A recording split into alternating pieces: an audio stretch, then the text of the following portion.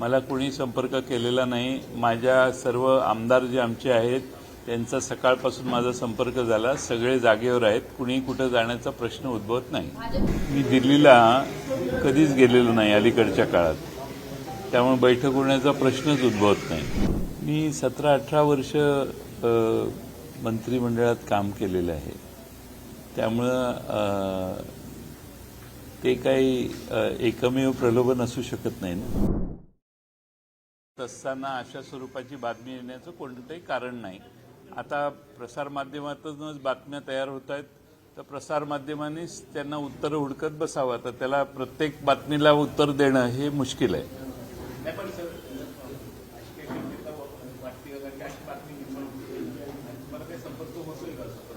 मला कोणी संपर्क केलेला नाही। माझ्या सर्व आमदार जे आमचे आहेत त्यांचा सकाळपासून माझा संपर्क झाला। सगळे जागेवर आहेत, कुणी कुठे जाण्याचा प्रश्न उद्भवत नाही। अजिबात नाही।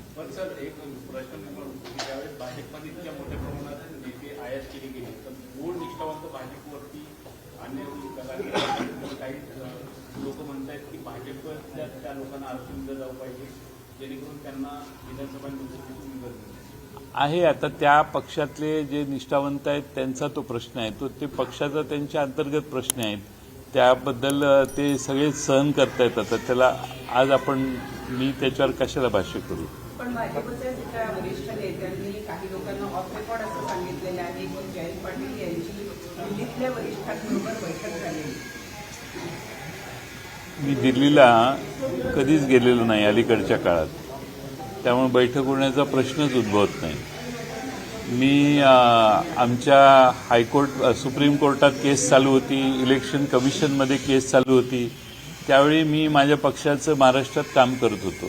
त्यामुळे मी दिल्लीलाच अलीकडे अनेक महिने, कदाचित त्यापेक्षा जास्त काळ असेल, मी दिल्लीला गेलेलो नाही। त्यामुळे माझी कोणाशी भेट होण्याचा प्रश्न उद्भवलेला नाही। चर्चेमुळे या संदर्भातील गॉसिप आहे की तुमच्या मुलाला लोकसभेचं तिकीट द्यावं या हेतूने अशा स्वरूपाचे दबाव तंत्र काही सुरू आहेत का, आणि त्या दृष्टिकोनातून पुढच्या काळामध्ये काही राजकीय घडामोडी होतील अशी चर्चा? तशी माझी कोणाशी चर्चा झालेली नाही।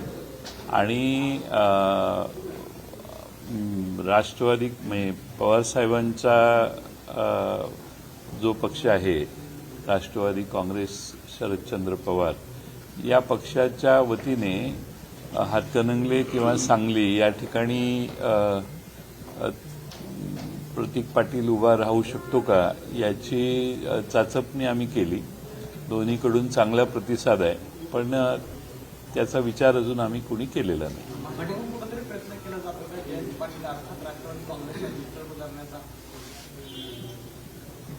आता हा प्रश्न तिकडे विचारायला पाहिजे ना तुम्ही, आपण कसं काय बोलणार? जे प्रश्न तिकडे त्यांच्याकडे उमेदवार नाही किंवा उमेदवार पडण्याची शक्यता दिसते, जे पावर महाविकास आघाडीचं वातावरण महाराष्ट्रामध्ये दिसते, सर्व जे बोलत आहेत त्यानुसार, त्यामुळे सुद्धा तरी विरोधी पक्षाच्या चेहऱ्यांना आपल्या पक्षात उभं घेण्याचा प्रयत्न काय आता बरेच चेहरे तिकडे गेलेले आहेत, पण जनतेच्या मनात काय आहे ते निवडणुकीनंतरच कळेल आपल्याला।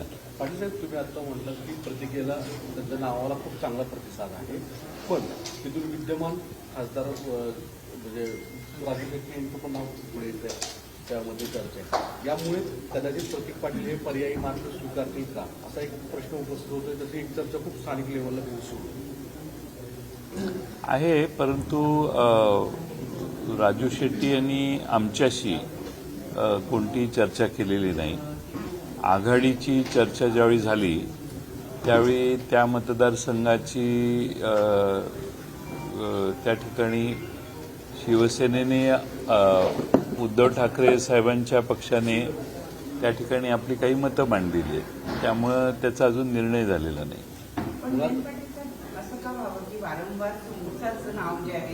आज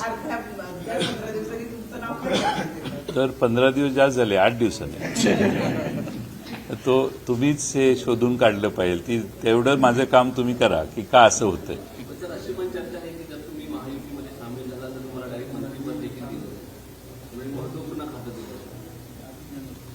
मी 17-18 वर्ष मंत्रिमंडळात काम केलेलं आहे. त्यामुळं ते काही एकमेव प्रलोभन असू शकत नाही ना.